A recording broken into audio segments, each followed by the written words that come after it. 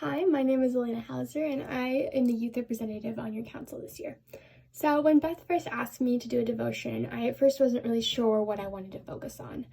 But I came to the conclusion that one thing that a lot of us have in common right now is things being canceled. That's definitely something that I've experienced, and it can be really hard to let those things go and realize that you're not going to be able to do them this year. Especially for me, I had this one event going on this summer that I was really looking forward to. I was going to spend a month out at a Christian ranch serving God and being with horses and children alike.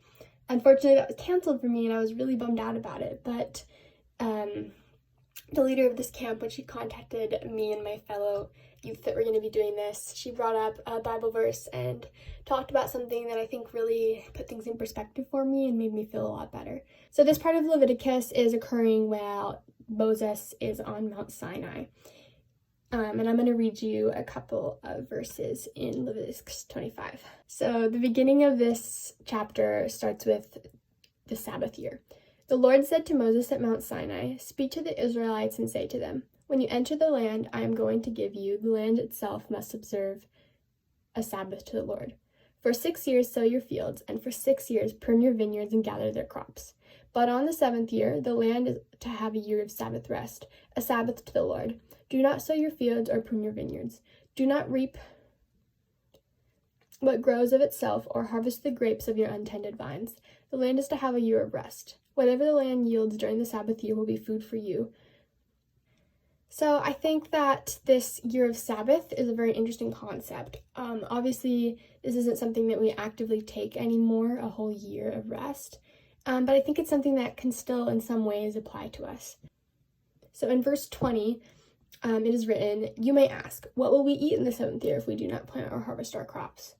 I will send you such a blessing in the 6th year that the land will yield enough for 3 years. While you plant during the 8th year, you will eat from the old crop and will continue to eat from it until the harvest of the 9th year comes in."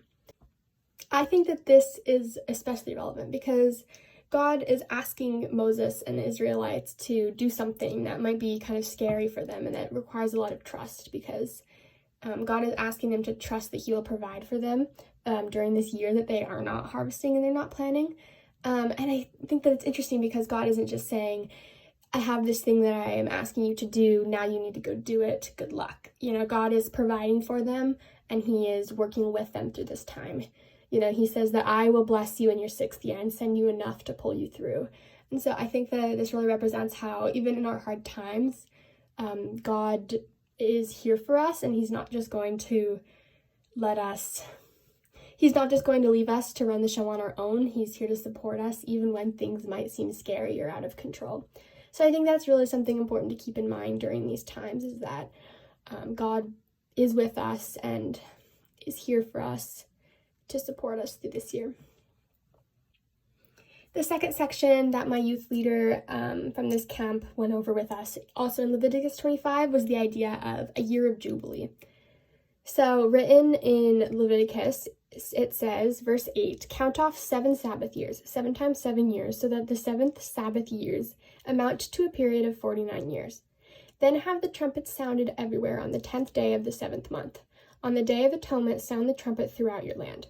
Consecrate the 50th year and proclaim liberty throughout the land to all its inhabitants. It shall be a jubilee for you.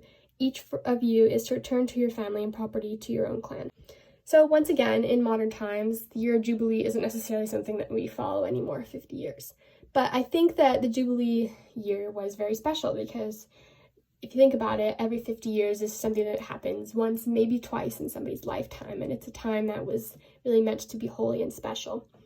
And I think in some ways, even though this part of this year right now is really hard for a lot of people, it's also something that we can look at as our year of Jubilee because throughout this chapter, it talks a lot about a celebration and a rest for the land. And so it's people who are going home to their own clans, their own property, and coming home to their family and being one with their family. It's a time of healing for the land and for the people, and it's a time of forgiveness. And I think that is very relevant to what's going on right now. I know that my sister is back from college, and I've been getting to spend some really quality time with her that I haven't been able to for a couple of years now. And it's been really great to see her. And so I think that as we look at our lives right now, it's also important to see this as how we can make this our year of Jubilee, our year of recuperation and rest, so that we're prepared to continue God's work and continue our lives when this is all over.